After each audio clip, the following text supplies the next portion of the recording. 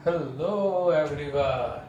Chapter 2 में next question है 24, लेकिन 24 हम डिस्कस करेंगे बाद में। अब आगे क्वेश्चन है 25। Question 25, obtain an expression for electric field on the surface of charge conductor. तो पहले बच्चों हमें ये पता होना चाहिए कि चार्ज कंडक्टर क्या है। तो पहले आप ले लो एक कंडक्टर यानी मेटल प्लेट, कॉपर, एल्यूमिनियम, कोई भी मेटल की प्लेट ले लो। फिर उस मेटल प्लेट पर आपको रखना है इलेक्ट्रिक चार्ज। और ये कंडक्टर की कैरेक्टरिस्टिक है कि जो भी चार्ज उस पर रखा जाएगा, वो ओनली डिस्ट्रीब्यूट ऑन सरफेस। वो चार्ज कंडक्टर के अंदर नहीं जाएगा। कंडक्टर के अंदर तो चार्ज जीरो रहता है। सिर्फ चार्ज कहां पर डिस्ट्रीब्यूट होगा? सरफेस पर। जैसे हमारी बॉडी पे कोई वाटर पानी डालता है तो पानी जैसे बॉडी पर यूनिफॉर्मली डिस्ट्रीब्यूट होता है, पानी अंदर नहीं चला जाता है, मुंह बंद रखना है, बराबर वैसे ही चार्ज यहाँ सिर्फ सरफेस पर ही डिस्ट्रीब्यूट होगा। और वही चार्ज के इलेक्ट्रिक फील्ड का इक्वेशन हमें यहाँ पर डिराइव करना है। इलेक्ट्रिक फील्ड का इक्वेशन डिराइव करना है तो बच्चों चैप्टर 1 में गॉस लॉ हम पढ़े थे कि गॉस लॉ के हिसाब से गॉसियन सरफेस कंसीडर करनी पड़ती है, और गॉस लॉ अप्लाई कर दो तो इलेक्ट्रिक फील्ड हमें मिल जाता है। तो यहाँ पर पहले आप ऐसे कंडक्टर ड्रॉ कर दो, चार्ज यहाँ पर आप डिस्ट्रीब्यूट कर दो। ये चार्ज का जो इलेक्ट्रिक फील्ड है वो परपेंडिकुलर आउटसाइड, एंड उस इलेक्ट्रिक फील्ड के अंदर गॉसियन सरफेस कंसीडर करते हैं सिलिंड्रिकल शेप। लेकिन यहाँ पर इसको पिल बॉक्स बोलेंगे। पिल बॉक्स यानी दवाई की डब्बी, जिसका भी शेप होता है cylinder. First step of the answer as shown in figure. कहां पर? फिगर पे, as shown in figure. Consider a pill box as a Gaussian surface. As shown in figure, consider a pill box as a Gaussian surface. Second step में ये जो Gaussian surface है उसके dimensions लिख देने हैं। तो यहाँ पर cross sectional area of pill box is delta S and it's height is negligible. इसका जो क्रॉस सेक्शनल एरिया है वो डेल्टा एस है, और उसकी जो हाइट है इज नेग्लिजिबल। लेकिन यहाँ फॉर सिंप्लिसिटी थोड़ी हाइट हमने ज्यादा ड्रॉ की है, लेकिन यहाँ पर इसकी हाइट बहुत बहुत कम है, इसीलिए it is negligible. Third point में इलेक्ट्रिक फील्ड के बारे में लिखना है। तो कंडक्टर के inside electric field zero, and outside electric field is perpendicular the surface with magnitude E। Conductor के अंदर इलेक्ट्रिक फील्ड जीरो है, बाहर इलेक्ट्रिक फील्ड परपेंडिकुलर आउटसाइड है, और उसका मैग्नीट्यूड E है। अब गॉस थ्योरम अप्लाई करना है तो पहले इलेक्ट्रिक फ्लक्स फाइंड कर देते हैं। तो यहाँ पर electric flux phi is equal to vector E dot vector delta S. S लिखते थे, लेकिन यहाँ पर इसका जो क्रॉस सेक्शनल एरिया है वो डेल्टा एस है। आ रहा है समझ में?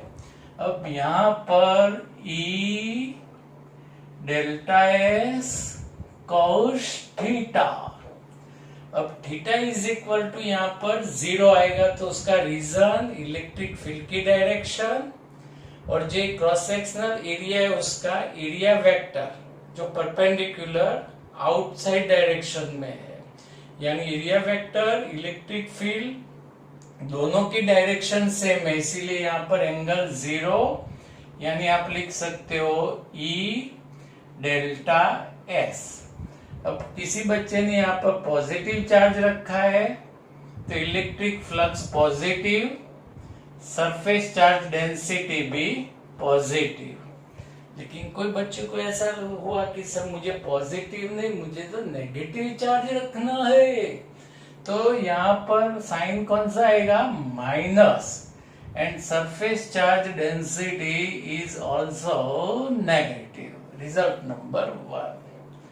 अब फाइंड करना है charge enclosed by the Gaussian surface.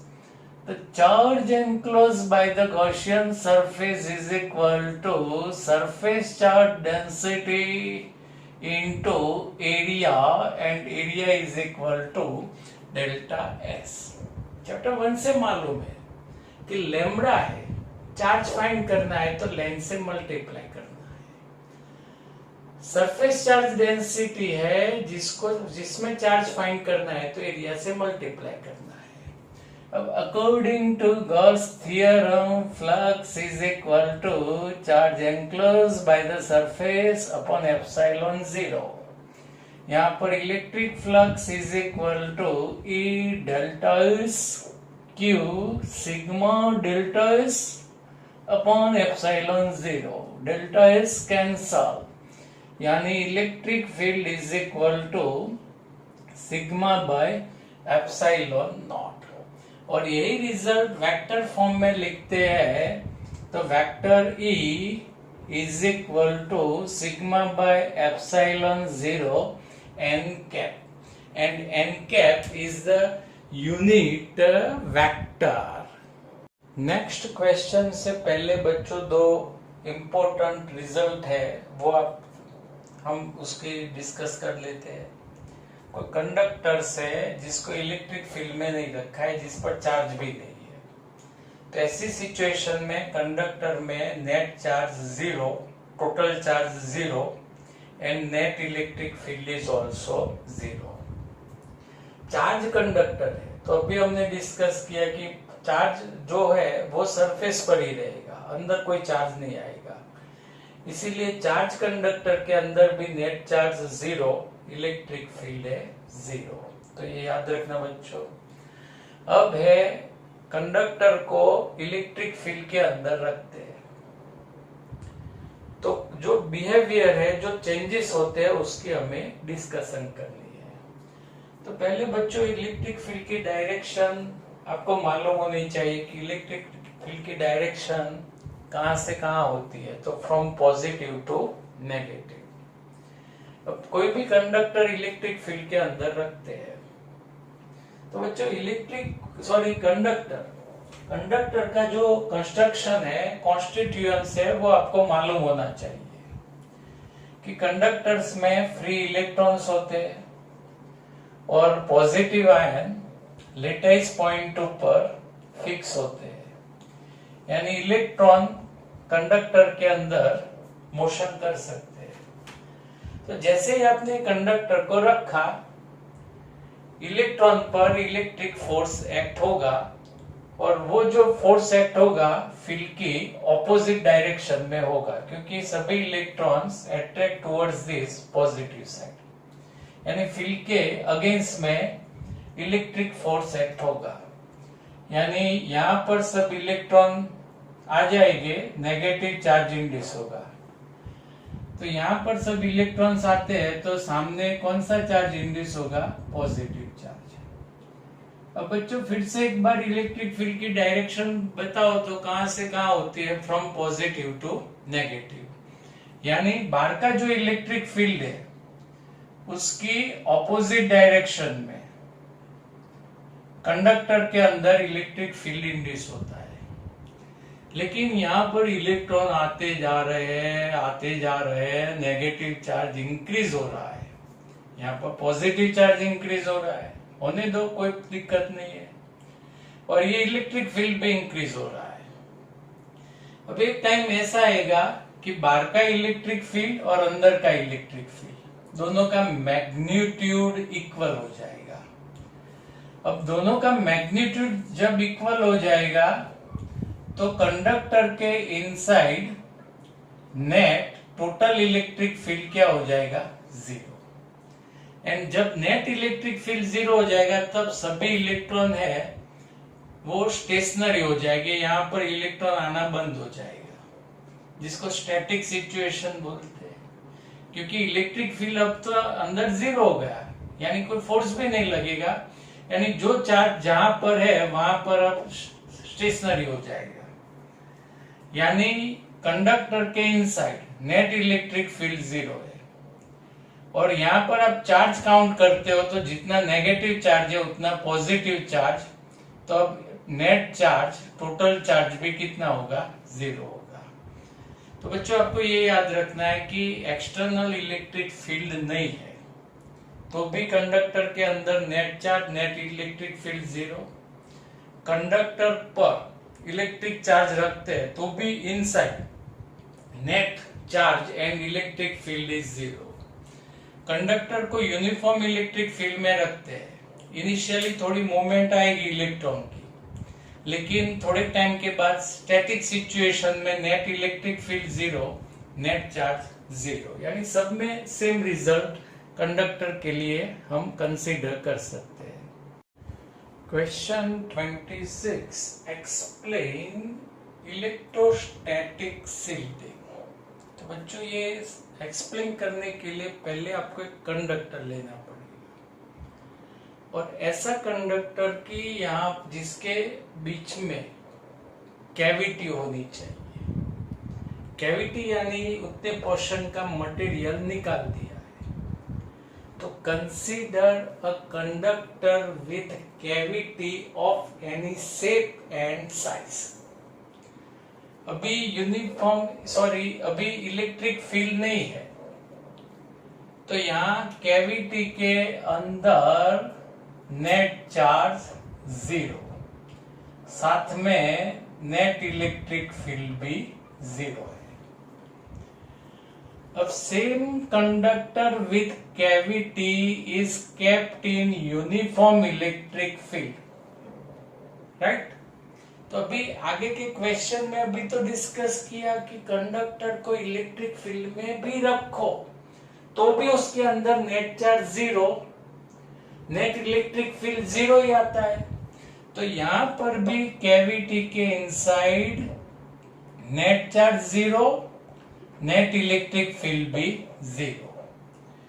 अब चलो इस कंडक्टर विथ कैविटी पर चार्ज डिस्ट्रीब्यूट करते हैं तो चार्ज सरफेस पर ही यूनिफॉर्मली डिस्ट्रीब्यूट होता है, यानी कैविटी में तो total charge zero, electric field भी जीरो रहता है। यानी कैविटी विथ कंडक्टर जिसको आप ऐसे रखो विदाउट फील्ड, फील्ड के अंदर रखो या उस पर चार्ज डिस्ट्रीब्यूट करो, कैविटी में net charge zero, net electric field भी जीरो।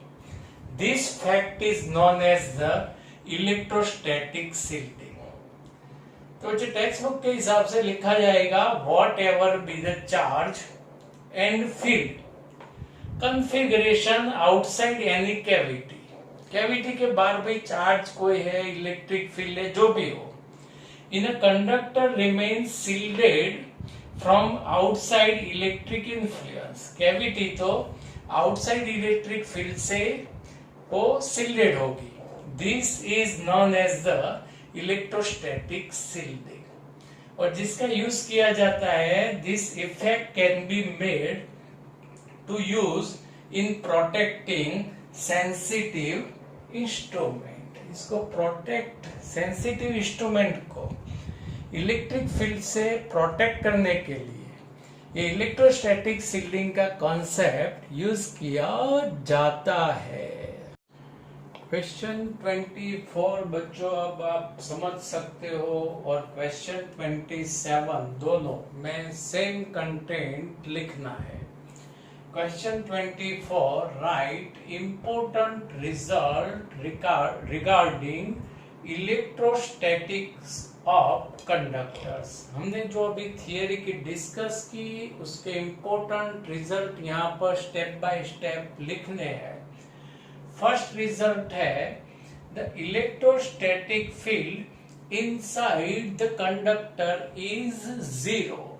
कंडक्टर को वैसे रखो, उस पर चार्ज रखो या उसको यूनिफॉर्म इलेक्ट्रिक फील्ड में रखो, हर एक सिचुएशन में कंडक्टर के इनसाइड इलेक्ट्रिक फील्ड होता है zero. First important point. Second, on the outer surface of the conductor, the electric field at every point is perpendicular to the surface। जो conductor के अंदर तो इलेक्ट्रिक फील्ड जीरो है, लेकिन बाहर जो इलेक्ट्रिक फील्ड होता है वो सरफेस के परपेंडिकुलर होता है। यहाँ पर बच्चों negative charge sigma less than zero, field radially invert, लेकिन फील्ड परपेंडिकुलर होगा, लोकली परपेंडिकुलर है। यहाँ पॉजिटिव चार्ज है, sigma greater than zero, electric field है आउटवर्ड डायरेक्शन में, लेकिन सरफेस के परपेंडिकुलर होगा।